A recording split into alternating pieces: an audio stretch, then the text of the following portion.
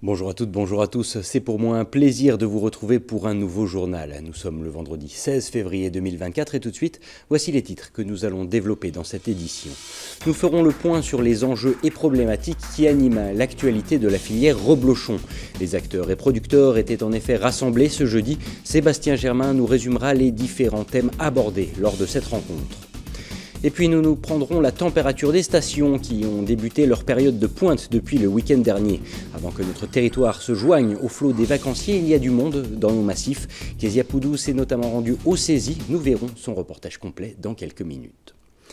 Mais on commence donc avec un chiffre, 16 000. C'est le nombre de tonnes de reblochons produites chaque année dans nos départements. Preuve de l'importance de la filière en Savoie-Mont-Blanc. Le CIR, le syndicat interprofessionnel du reblochon, avait convié la presse ce jeudi pour faire un point de situation sur le secteur. Et le moins que l'on puisse dire, c'est que le reblochon ne connaît pas la crise, contrairement à beaucoup d'autres domaines qui composent le monde de l'agriculture. C'est un reportage signé Sébastien Germain. La filière reblochon, ce sont avant tout des chiffres.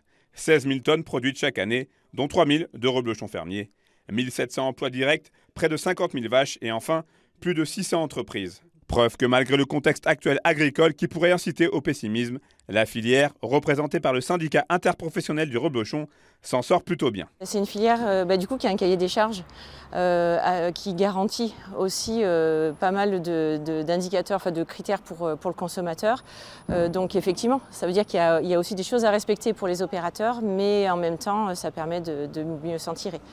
Au niveau du prix et au niveau du prix du lait, puis au niveau des ventes, c'est aussi une promesse vis-à-vis du consommateur qui fait que le consommateur a confiance dans notre AOP et ça fonctionne plutôt bien, oui. Arriver à maintenir ce niveau de rentabilité malgré les changements climatiques fait aussi partie des futurs défis que devront relever les acteurs du secteur. La question du renouvellement des générations va également se poser quand on sait que d'ici à 2026, près de la moitié des agriculteurs français cesseront leurs activités.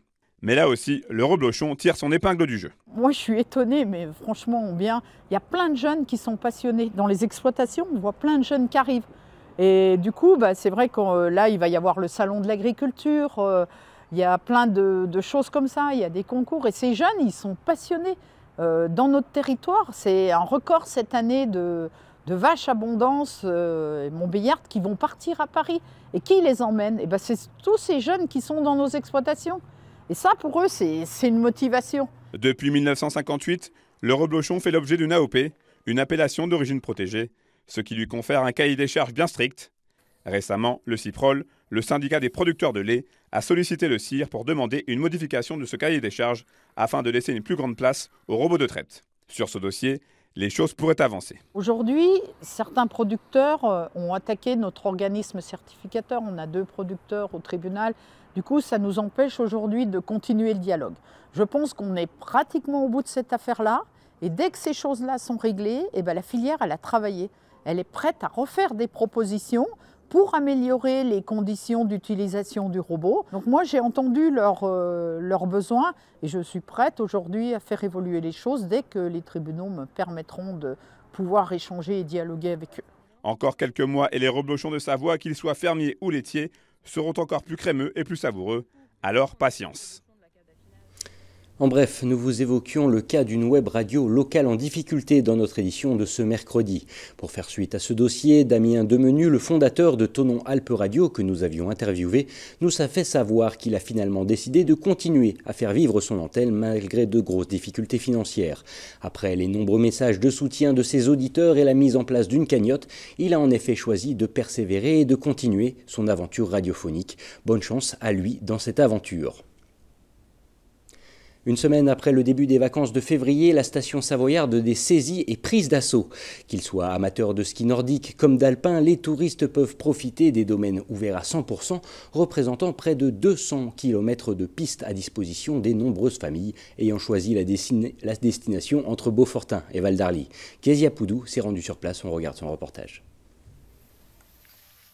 Les vacances ont commencé depuis samedi dernier et les touristes ne se sont pas fait attendre au Cési.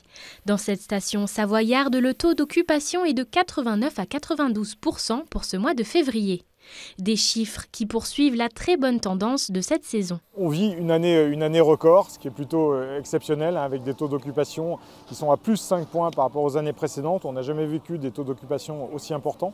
Donc voilà, on est ravis. On s'attendait à une saison peut-être un peu plus difficile parce qu'on pensait effectivement que l'inflation et l'ensemble des situations économiques allaient impacter la consommation des ménages, ce qui aurait été normal. Et puis on se rend compte que les gens ont envie de venir en vacances, ils ont envie de venir à la montagne, de venir prendre l'air et de s'oxygéner avec une actualité internationale qui est assez anxiogène. Donc on sent une vraie volonté effectivement de s'oxygéner en montagne. Des bons chiffres qui peuvent également s'expliquer par un report de clientèle. En effet, le manque d'enneigement sur certaines stations de basse et de moyenne altitude a poussé certains locaux et touristes à se diriger vers cette station familiale qui garde la totalité de ses pistes ouvertes. Une bonne nouvelle donc pour les commerçants. Dans cet établissement de 85 couchages, le taux d'occupation se rapproche des 100% durant les 4 semaines de vacances. On a une base de clients très fidèles qui laisse peu de place aux nouveaux clients. Cette semaine, on a un peu plus de nouveautés dans notre clientèle, mais la semaine prochaine, on doit être à 80% de clients qui viennent chaque année depuis le début. Même constat chez les loueurs de ski, les stocks sont quasiment vides. Dans ce magasin, le chiffre d'affaires a connu une hausse de 5 à 7%, que ce soit sur la location ou la vente. C'est un joli bilan, c'est une première semaine tout à fait dans les clous, dans les normes, à savoir que c'est une zone où il n'y a que les Parisiens et c'est une zone qui est plutôt satisfaisante cette année. Et je dois vraiment le signaler, c'est vrai que depuis quelques années, c'est un retour des Parisiens à la montagne et c'est pas neutre et je les en remercie. 90% de la clientèle de cette station est française, les 10 autres pourcents représentent en majorité des Belges et des Anglais. Ils ont pu profiter du beau temps durant cette première semaine de vacances, une météo qui ne favorise pas ce restaurateur de la rue principale. En termes de restauration en centre-station, pour nous c'est un peu plus calme parce que vu qu'il fait beau, les gens sont sur les pistes et mangent dans les restaurants d'altitude, tout ça. Mais on a une bonne affluence le soir. Nous le soir on fait vraiment du pub, donc le soir on a quand même beaucoup de monde.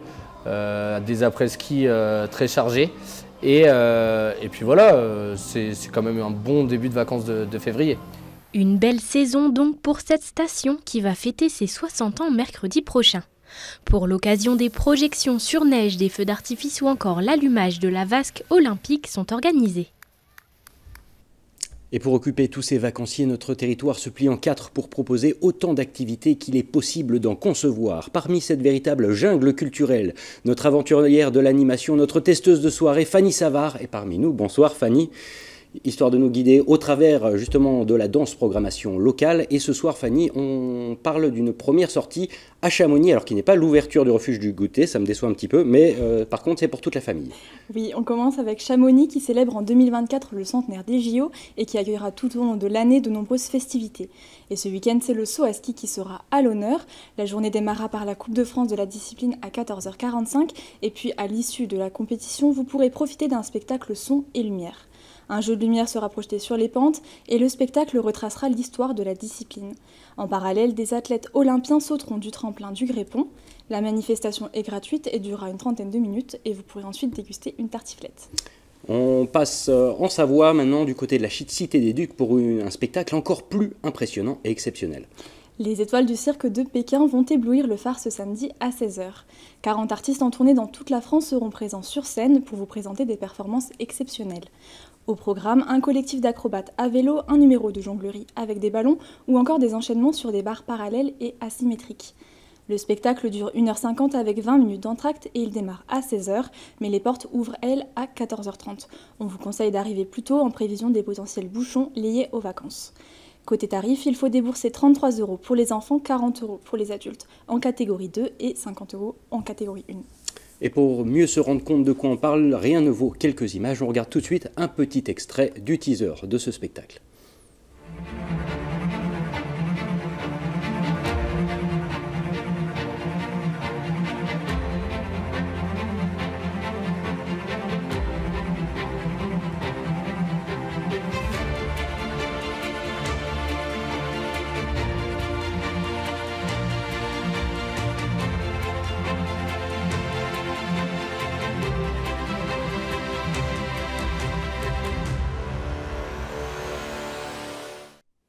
Un spectacle à découvrir du côté de Chambéry. Et pour finir ce tour d'actualité culturelle, tu as choisi un événement du côté du Chablais, dans la petite commune d'Armois, près de Thonon-les-Bains.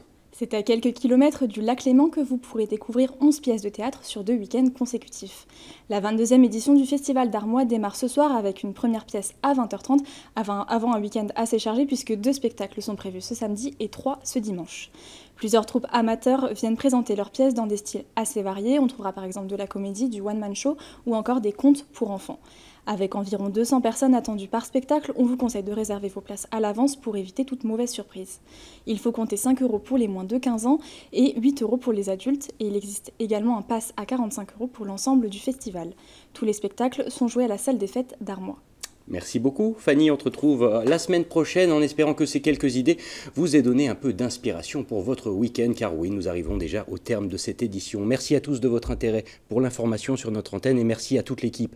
On se quitte avec quelques images de la manche canadienne du Freeride World Tour, la Coupe du Monde de Freeride qui vient de s'achever en Colombie-Britannique, une compétition sur laquelle les Françaises ont déroulé leur savoir-faire et notamment Marion Lochy, la skieuse originaire de la Clusaz qui pour sa première saison internationale se classe 2e de l'épreuve. Un résultat qui la propulse en tête du classement provisoire et de la Coupe du Monde. Face à elle, sa compatriote Astrid Schellus qui s'est imposée sur la neige canadienne, pointant à la 2e place du classement général provisoire. De belles performances qui font de belles images comme vous pouvez le constater. Tout de suite sur la 8, Thierry Paul me prendra le contrôle de l'antenne pour vous dévoiler ses prévisions et prédictions concernant la météo de ce week-end. Et pour le retour de l'information sur 8 Mont Blanc, il vous faudra attendre lundi, le prochain journal de la semaine qui sera présenté par Sébastien Germain. En attendant, je vous souhaite un excellent week-end sur notre antenne. À bientôt.